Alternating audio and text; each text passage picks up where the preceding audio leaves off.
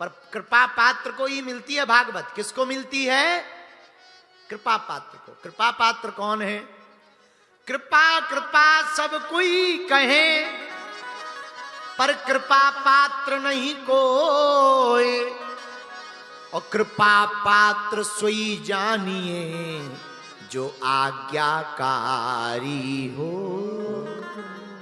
कौन है कृपा पात्र?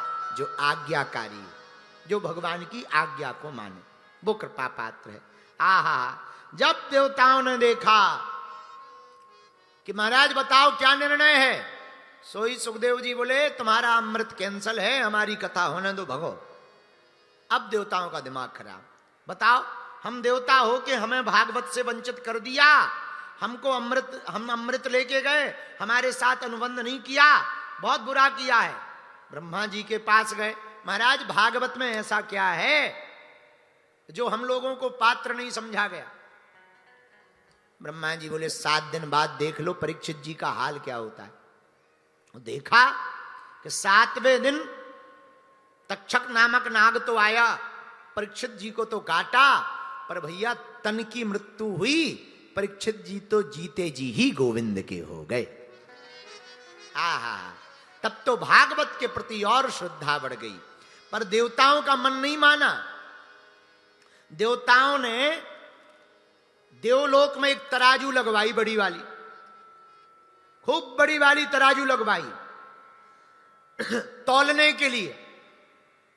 कांटा मंगवा करके एक तरफ भागवत जी को रखा, दूसरी तरफ बाकी ग्रंथों को रखा। महाराज जैसे ही कांटा को ऊपर उठाया तो देख करके आश्चर्यचकित रह गए।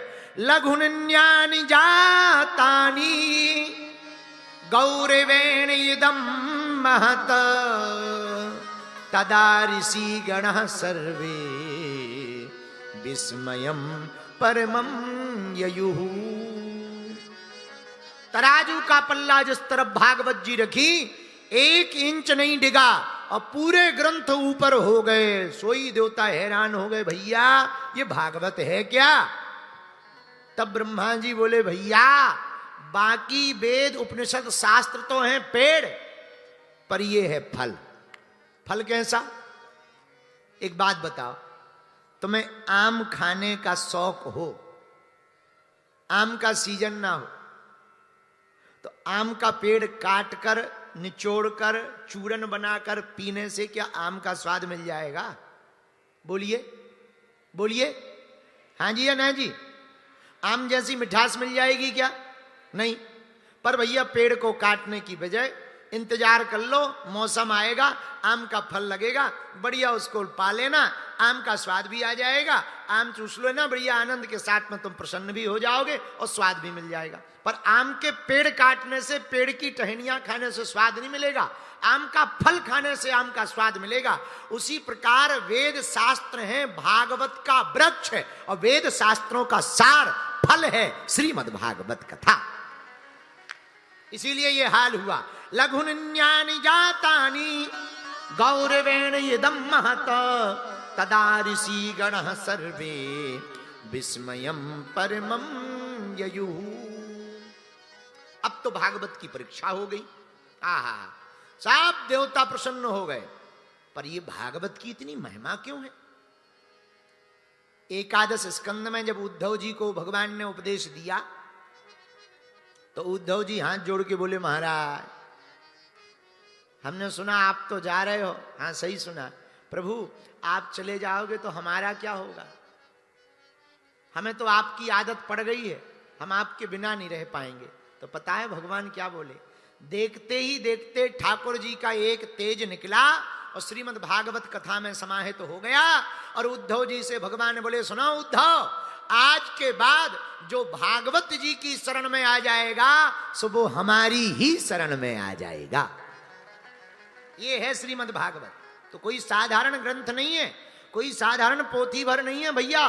भागवत के तो अक्षर अक्षर में, श्याम लता अक्षर में हमारे गोविंद समाये हुए हैं, ठाकुर जी समाये हुए हैं। गोविंद की अनुभूति है श्रीमद् भागवत। बालाजी महाराज के कृपा पात्र बागेश्वर धाम पीठाधीश्वर परम पूज्य धीरेन्द्र कृष्ण शास्त्री जी महाराज का पावन संकल्प।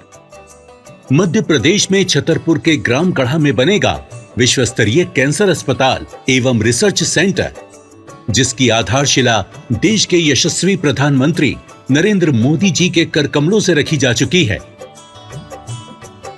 200 करोड़ रुपए की लागत वाले 100 बेड के इस अस्पताल में गरीबों का होगा मुफ्त इलाज। ये बहुत बड़ा अवसर है, बहुत बड़ा काम है। संकल्प बड़ा हो, संतों के आशीर्वाद हो, प्रभु की कृपा हो, तो समय सीमा में सब पूर्ण होता है। हमारे प्रियजनों, बागेश्वर धाम पूरे भारत के लोगों, अभी तक अस्पतालों में मंदिर थे, अब मंदिर में अस्पताल होगा।